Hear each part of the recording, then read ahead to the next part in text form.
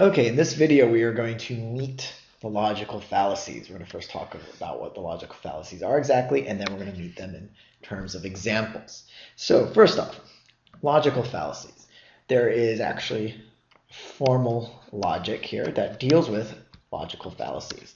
And in formal logic, names, Latin names, scary sounding Latin names are given to different types of logical fallacies. The great news for us here as revised GRE students on the AWA, we do not need to know that whatsoever. We simply need to note that the argument is not valid for a certain reason. However we decide to phrase that is the key, because the GRE is not testing our ability to know Latin words for logical fallacies, but really they're testing the way we think. They want to know, can we identify the holes in this argument?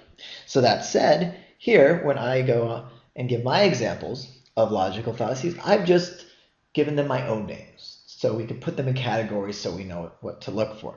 So first off, we have the things change fallacy. Again, it doesn't sound very formal at all, and that, of course, is not the point. So what is the things change fallacy? So here's an example.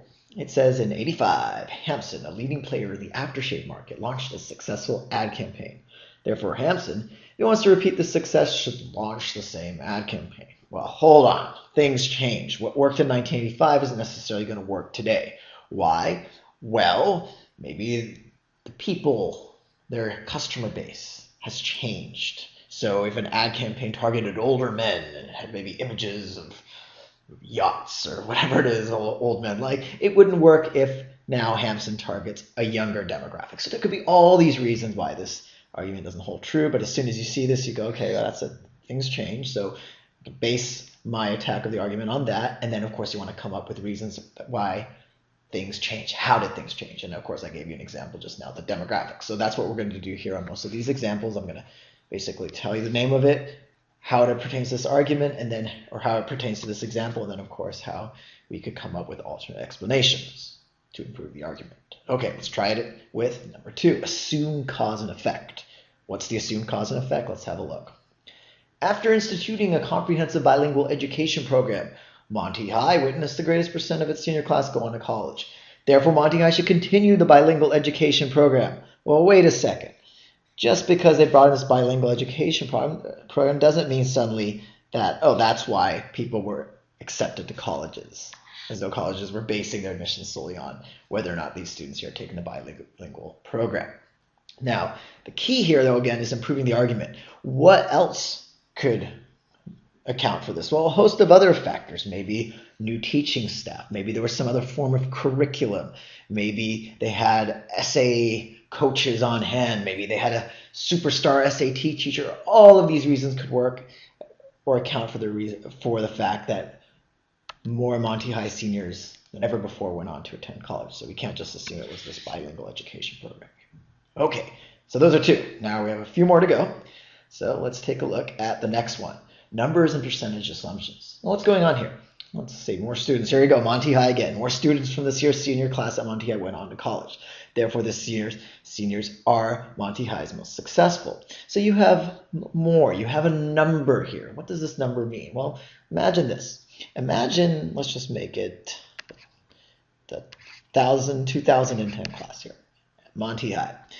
This 2010 class, you had 100 students and 99 went on to attend college. That's amazing. Wow. And then this year, 2011, the year we're talking about here, we had 200 students in the class, or they combined maybe with another school.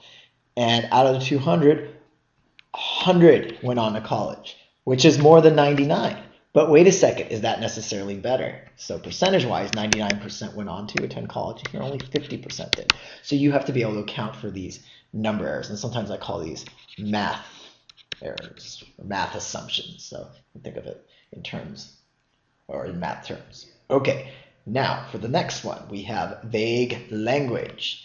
What do we have here? Studies have shown that those who eat 3 Maximil fruit bars a day are in better shape than those who eat a normal diet. Okay, wait a second. What do we mean in better shape? How do you quantify that? How do you come up with this? So this is very vague. Then those who eat a normal diet. Is there anything wrong with that? What do we mean by a normal diet? Again, this is very vague. So we need to be able to pick up on those terms and say, what does it mean to be in better shape? And then delve into that, show how that can be a whole in the argument, because they may say, oh, better shape means that they run more. Well, how is that better shape? So, of course, try to take apart the argument based on these things. Don't just say, oh, the language is vague, end of story. No, the language is vague. What must the argument do to make this language less vague? Well, give us something specific here. Quantify better shape. Okay, well, they lost 10 pounds versus those on a normal diet. A normal diet being what? Again, define terms. Make sure this has to be specific as possible in order for the argument to be more valid.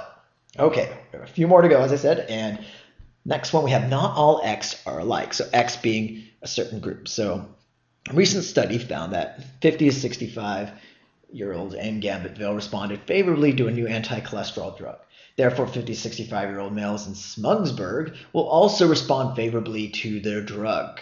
Okay, so it is assuming what? That the 50 to 65-year-olds in Gambittville are the same as the 50 to 65-year-olds in Smugsburg. Now, obviously, there's going to be significant overlap. They're both males, same group. However, there can also be subtle differences. So what could be some subtle differences? Or maybe they're not even that subtle. Maybe Gambittville is in a part of the country where they're fond of very rich, heavy foods.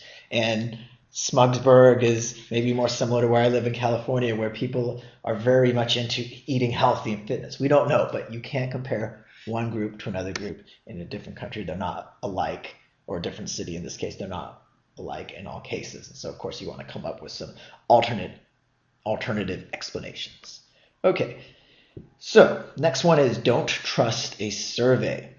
And this one's pretty typical. You can kind of see this one coming from a mile away. So it usually says according to some sort of survey. So according to the latest survey, the residents of Monroe Town are unlikely to commute to neighboring Jacksonburg unless a new highway is constructed. Therefore, the highway should be constructed. Well, okay, so it's assuming that just because the survey said something that we can really trust the results. So did it poll all of the residents from the town? Maybe just specific ones. And even if it polled all the residents, just because these residents say something that, oh yeah, we're going to start commuting if this highway is constructed, doesn't mean they're actually going to start commuting once the highway is constructed. So again, that's what you want to look for. And then finally, we have here, apples aren't oranges. And I call this the different cities. And you'll see why in a minute. But the idea that you assume two things are alike, but they're not, because apples aren't oranges. And what do we have here? We have, since building a subway system, Gaptown has been able to cut down on its citizens' average commute. Therefore, Percyville should also build a subway if it wants to reduce the average commute for its citizens. Okay, so what's going on here? Well, we're assuming that what works for Gaptown, the subway system right here, is going to work for Percyville. So therefore, because it worked in Gaptown, it should work in Percyville, this subway system. But wait a second. How do we know that's the case? Maybe Percyville and Gaptown are very different. So very different. Or not alike. They do not equal one another. But of course, you can't just stop there. You have to say why. Maybe Percyville, most have to commute long distances. Maybe there is no central downtown, and therefore building a subway system isn't going to do much good. So you can maybe go into depth about traffic patterns, any other possible explanations. That's what you're going for here once you identify, in your own words, please don't put out, this is an apples to orange fallacy. You want to simply say the argument assumes that Gaptown is the same as Percyville. However, these two cities can differ for many reasons. First off, Percyville could be ... That is how you want to attack these logical fallacies.